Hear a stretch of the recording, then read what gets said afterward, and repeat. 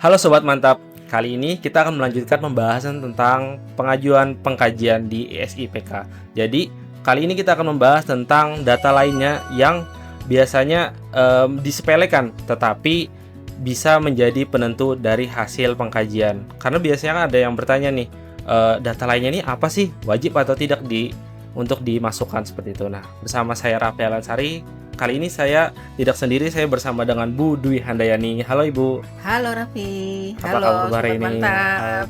Apa kabar hari ini, Bu? Alhamdulillah baik. Alhamdulillah. Raffi gimana? Alhamdulillah baik juga, Bu. Jadi kita hari ini ngobrol santai aja ya, Bu ya, tapi tetap beralur dan berbobot seperti itu. Oke. Baik. Ini pembahasan kali ini tentang data lainnya nih, Bu. Oke. Karena sebelum-sebelumnya kan kita di oksidasi bulan Maret, Juni sama September itu kita sudah membahas tentang data keamanan, data khasiat sama data mutu. Yang semuanya itu untuk tujuan Pengkajian. Iya. bahan alam. Iya, betul, Oke. Bu. Nah, ini berangkat dari keresahan dari pelaku usaha, Bu, yang biasanya menanyakan kayak ini data lainnya apa sih?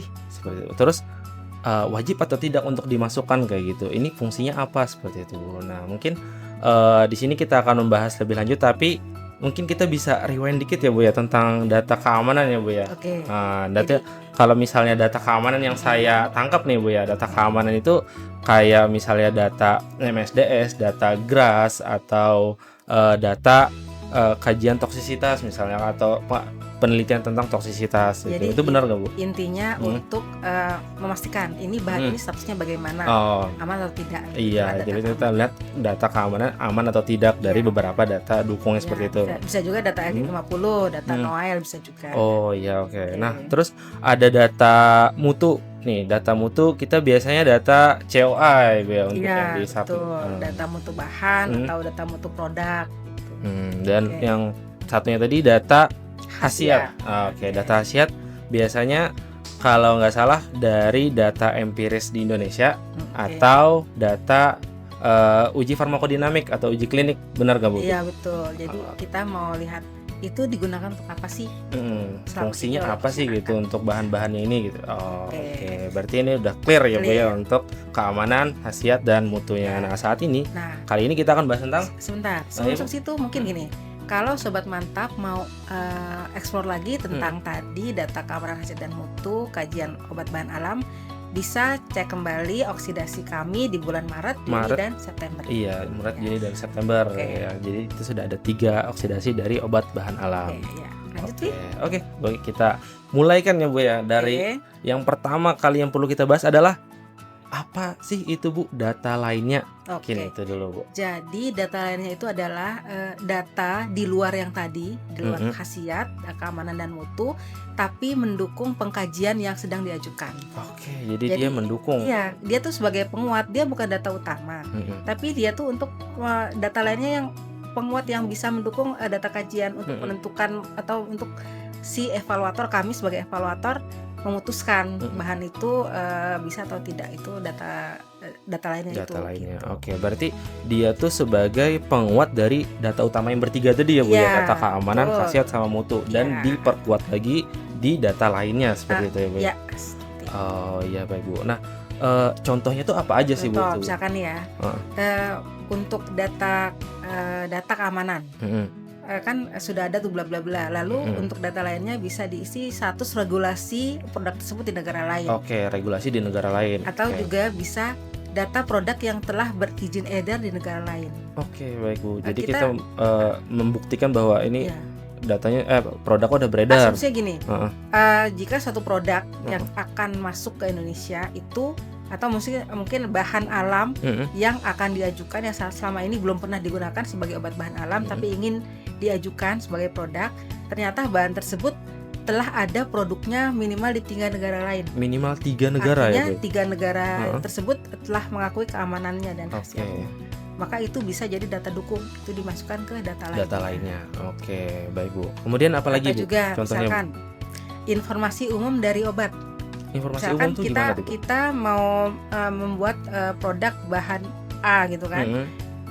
Diberikan informasi kepada kami, itu dosisnya bagaimana, cara penggunaannya bagaimana, Dosis, cara bentuk penggunaan, sediaannya bentuk bagaimana, sediaannya. Oh. atau bisa juga misalkan target atau klaimnya yang mendukung bagaimana. Oke. Jadi dengan informasi umum dari produk tadi itu bisa juga si evaluator itu jadi ada tambahan data. Oh ternyata bahan ini dengan dosis yang diberikan belum akan berkhasiat misalkan, atau oh ternyata ini sudah cukup dan bisa seperti itu. Oke. Itu informasinya tidak terkait bahan, tapi bisa mendukung pengkajian kami. Gitu, Oh iya, baik Bu. Jadi Atau, apalagi itu Bu? nah selain itu bisa juga bahan tambahannya. Tentang bahan tambahannya ya, Bu? Jadi misalkan yang diajukan adalah bahan aktif obat bahan alam baru. Lalu ada formula yang sudah lengkap yang juga mencantumkan bahan tambahan. Itu bisa jadi data pengkajian kami. Apakah si bahan tambahan itu incompatible dengan bahan aktifnya atau tidak? Oke. Jadi membantu saja, statusnya membantu proses pengkajian oleh evaluator. Oke, berarti selain dari data umum, informasi umum dari bahan aktifnya, itu bisa juga kita mencantumkan tentang bahan tambahannya gitu ya Bu ya. Oh iya, baik Bu. Ada lagi nggak Bu kira-kira Bu contohnya? Satu lagi bisa gini. Kadang ada bahan alam yang di Indonesia yang mungkin memang tidak pernah tercatat di dokumen kita, misalkan entah di cabai puyang, entah di MMI gitu. Dia tuh tidak pernah tercatat, tapi di masyarakat setempat itu sudah dipakai secara bertahun-tahun atau turun-temurun. Itu bisa dimintakan surat dukungan dari kepala adat atau dari pemerintah daerah yang menyatakan bahwa bahan tersebut itu memang sudah digunakan misal minimal selama 3 generasi. Jadi kayak pernyataan tertulis dari pemerintah setempat atau kepala adatnya seperti itu ya Bu ya. Itu bisa menggantikan data empiris yang tadi seharusnya sudah disubmit di awal. Khasiat tadi ya Bu ya. Oh ya, baik. Jadi ini mendukung dari data khasiat ya Bu ya, kalau yang kali ini. Betul. Oh iya, baik Bu. Berarti itu tadi ya Bu ya, ada 4 tadi berarti ya Bu ya, status di negara lain atau regulasi atau izin edar di negara lain, kemudian informasi umum tentang bahannya, terus tentang bahan tambahannya, sama tadi kalau misalnya memang ada pernyataan atau dukungan tertulis dari pemerintah setempat atau kepala adat setempat terkait dengan penggunaannya secara turun-temurun dan khasiatnya seperti itu ya Bu ya. Nah, itu in case belum ada data empiris, tapi kalau sudah ada data empiris itu tidak perlu. Oke, berarti kalau misal sudah ada data empirisnya di di cabai puyang gitu ya, misalkan di MMI atau di gitu ya. Oh iya, baik. Nanti itu yang bisa mendukung khasiatnya ya Bu. Lalu karena ini namanya judulnya itu data lainnya, artinya apa? Sebetulnya tidak terpatok 4 itu. Apapun informasi yang menurut pelaku usaha, menurut Sobat Mantap itu penting diinformasikan kepada kami selaku evaluator, silahkan disubmit gitu. Oke. Berarti yang penting dia di luar dari 3 data utama tadi, tapi bisa mendukung 3 data utama ini ya Bu ya, intinya itu tadi Bu ya. Oke, baik. Ini Bu, saya mau nanya pengalaman Ibu nih. Ibu kan sudah lama untuk melakukan pengkajian dan sebagainya. Kira-kira kesalahan apa sih Bu yang paling sering dilakukan pelaku usaha yang lagi memohon pengkajian itu? Mungkin saya nyebutnya bukan kekurangan ya, bukan kesalahan ya. Itu kan banyak pelaku usaha itu yang dalam mensubmit dokumen pengkajian itu data lainnya tuh kosong, tidak diisi. Sebetulnya oke aja, kajian juga tetap dilakukan. Tapi kalau menurut saya itu adalah kesempatan untuk bisa memperkuat data yang dimiliki oleh pelaku usaha. Gitu. Jadi kesempatan ini harusnya digunakan baik-baik agar pengkajiannya bisa lebih cepat, bisa lebih akurat seperti itu. Jadi mungkin kayak semacam rugi kalau tidak disisi gitu menurut saya. Jadi bukan salah sih, tapi kayak tidak memanfaatkan kesempatan untuk agar kajiannya bisa lebih cepat dan lebih akurat. Oh iya, berarti dengan adanya data lain ini membantu evaluator untuk mempertimbangkan apakah perlu direkomendasi atau tidak bisa direkomendasikan gitu ya. Oh iya, jadi kesalahannya itu adalah tidak memanfaatkan tadi ya Bu ya. Oh iya, baik. Oke, kayaknya sudah clear ya kita kalau membahas tentang data lainnya nih. Nah, kita kan sebelumnya tadi udah bahas tentang keamanan, khasiat, mutu, sekarang data lainnya nih. Nah, udah lengkap nih keempatnya. Kalau misalnya data-data, misalnya nih saya sebagai pelaku usaha nih atau Sobat Mantap mau melakukan pengkajian, itu gimana tuh Bu caranya Bu? Caranya gini, Sobat Mantap bisa berkunjung bisa akses subsite kami, subsite Direktorat Standarisasi OTSKK di standar-otskk.pom.go.id. Oke. Nanti ada menu kajian, lalu di dalamnya ada menu tata cara pengkajian. Lalu di situ ada video tutorial. Nah, silahkan ditonton dulu video tutorialnya. Nanti di situ akan ada petunjuknya, step-step bagaimana cara melakukan pengkajian. Misalkan pertama harus mendaftarkan dulu si perusahaannya, ada form yang harus diisi. Lalu setelah mendapatkan approve dari admin, baru bisa masuk ke aplikasi SIPK-nya. Oh, oke. Jadi kita kalau misalnya memang pertama kali lihat tutorial dulu ya Bu ya, biar jelas apa aja yang harus dilakuin, data apa aja yang harus dilengkapin kayak gitu ya. Oh, oke baik Bu. Nah, ada juga nih Bu pelaku usaha yang biasanya nanyain berapa lama sih kalau misalnya saya ngajuin pengkajian, berapa lama sih pengkajiannya ini, proses pengkajiannya itu maksimal berapa lama sih gitu Bu, paling lama? Jadi kami punya buku pedoman pengkajian. Buku nah, pedoman bukunya itu juga bisa dicek di subsite. Jadi masih yang sama, subsite lalu masuk ke kajian, lalu masuk ke tata cara pengkajian, itu ada pedoman pengkajian.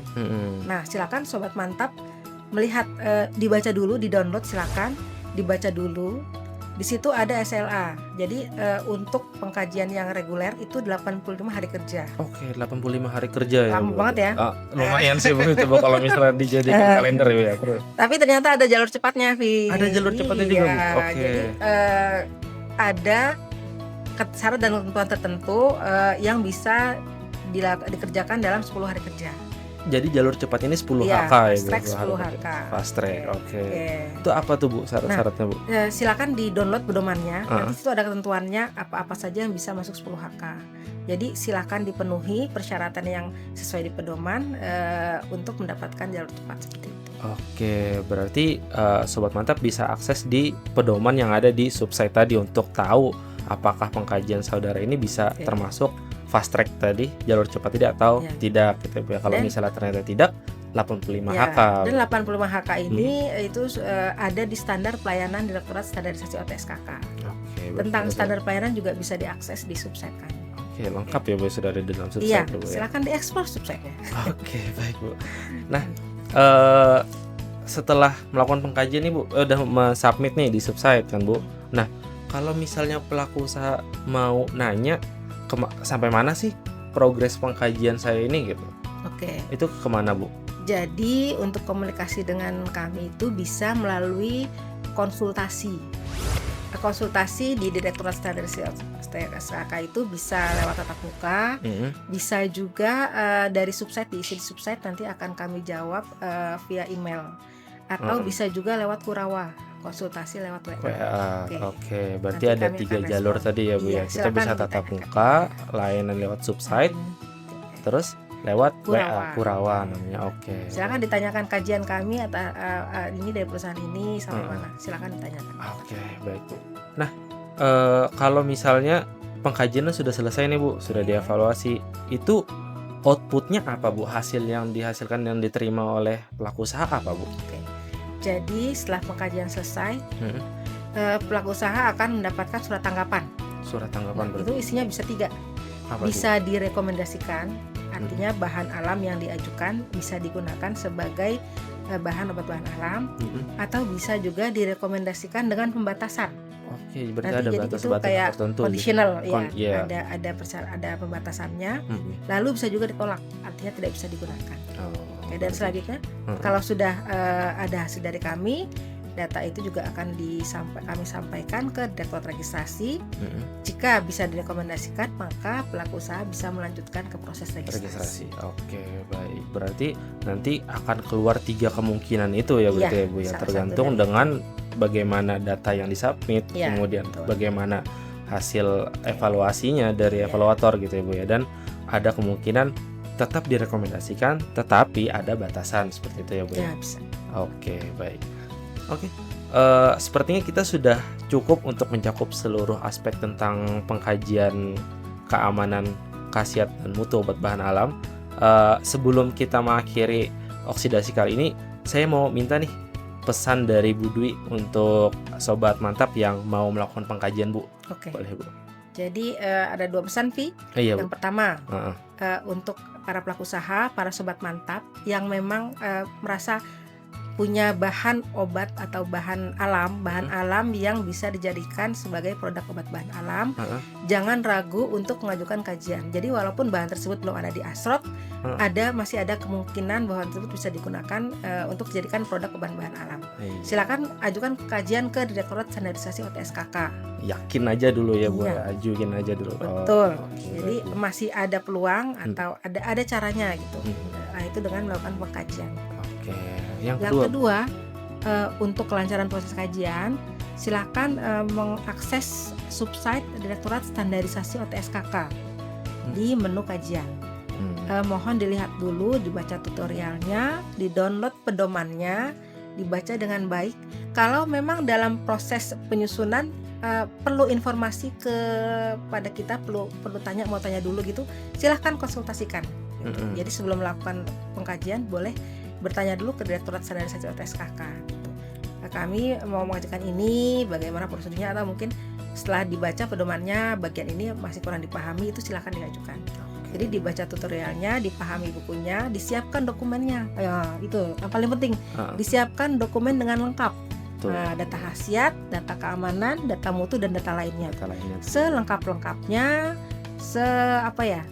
mungkin yang sesuai dengan bahan yang akan diajukan. Jadi jangan kemana-mana ya, fokus kemana ajukan. Seperti itu sih. Oke, baik. Terima kasih banyak, Bu, pesan yang diberikan, dan mungkin itu adalah akhir dari oksidasi kali ini. Terima kasih banyak, Bu Dwi. Kemana kita kalau mau tanya pengajian? Kalau misalnya mau nanya pengkajian, kita bisa ke subsite. Iya, subsite Direktorat Standarisasi OTSKK. Di mana linknya? standar-otskk.pom.go.id. Oke, baik. Oke, Bu. Terima kasih banyak ya, Bu, waktunya. Terima kasih banyak insight-nya. Oke, jadi itu saja Sobat Mantap. Terima kasih telah menyaksikan. Sampai jumpa di oksidasi selanjutnya. Sampai jumpa. Sampai jumpa.